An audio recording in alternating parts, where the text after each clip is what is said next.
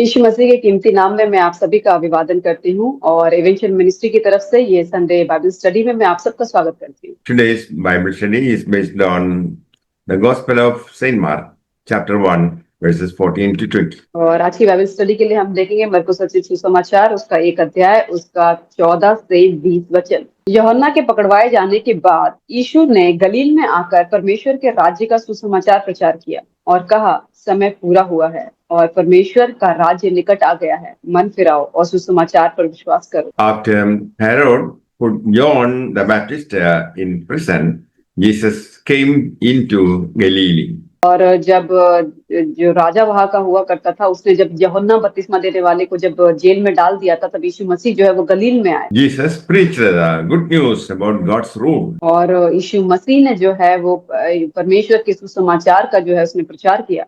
God chose the time to send Jesus when everything was ready. और परमेश्वर ने एक ऐसे समय को चूज किया कि तब यीशु मसीह को उस समय में उसको भेजे। Kingdom of God is not a place.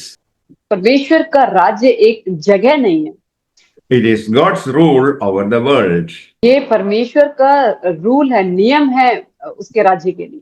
All those people who let God rule over their lives belong to His kingdom. और हर वो लोग जो परमेश्वर को अलाउ करते हैं, मौका देते हैं कि वो अपने रूल को हमारे ऊपर चला सके, वो उसके राज्य में प्रवेश करेंगे। God had always been king. और परमेश्वर जो है हमेशा से ही वो राजा रहा है। But by Jesus, He was giving people a new opportunity to obey Him. और यीशु मसीह के जरिए वो लोगों को एक नई अपॉर्चुनिटी को दे रहा है कि वो उसको उसकी आज्ञा का पालन कर सके। The message was good news. और ये जो समाचार है वो सुसमाचार है, शुभ संदेश है। It helped the people to have peace because God had forgiven him. और ये जो है इससे जो है लोगों के अंदर जो है वो शांति आएगा, क्योंकि परमेश्वर ने उनके लोगों को माफ किया है। It helped them to hope that they could win the struggle against sin. और ये उनके लिए एक आशा है, एक उम्मीद है कि वो जो पाप में है वो उस पाप से आजादी मिल सकती है। Repent means to turn away from wrong things and to turn to God. और रिपेंटेंस का मतलब ये होता है कि पश्चाताप का मतलब ये होता है कि हम अपने जो गलत काम है उससे फिर के परमेश्वर की ओर चले जाएं। It means we decide to live in a new way. और इसका मतलब ये है कि हम एक निर्णय लेते हैं कि हम एक नए रास्ते पे चलेंगे। We start to obey God. और हम जो है परमेश्वर की आज्ञा का पालन करना शुरू करते हैं। Believe means to trust in. और विश्वास का मतलब होता है कि उसके ऊपर विश्वास करना। Those who believe Jesus have confidence in Him. और जो यीशु मसीह के ऊपर विश्वास करते हैं वो उनका उसके ऊपर कॉन्फिडेंस होता है। They know that He spoke the truth. और वो जानते हैं कि वो हमेशा सच बोलता है। And they know that He will keep His promises. और वो जानते हैं कि वो अपने वायदे को पूरा करता है। Verses 16 to 20. गलील की झील के किनारे किनारे जाते हुए उसने सिमोन और उसके भाई अंद्रियास को झील में जाल डालते देखा, क्योंकि वे मछुए थे।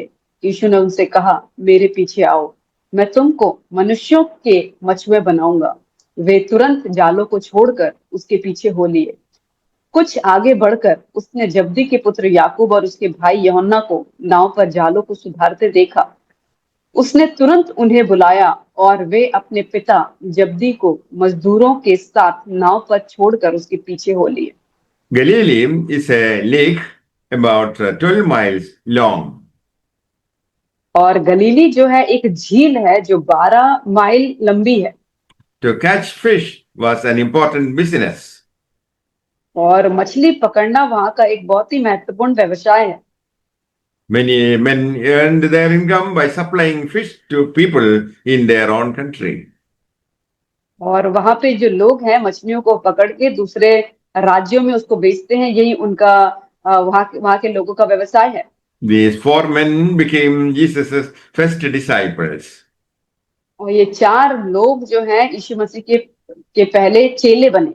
They had listened to Jesus. और उन्होंने यीशु मसीह की बातों को माना। He called them while they were carrying about their ordinary work. और उनको यीशु मसीह ने तब बुलाया जब वो अपने जो जो रोज के ऑर्डिनरी काम थे उनको वो कर रहे थे।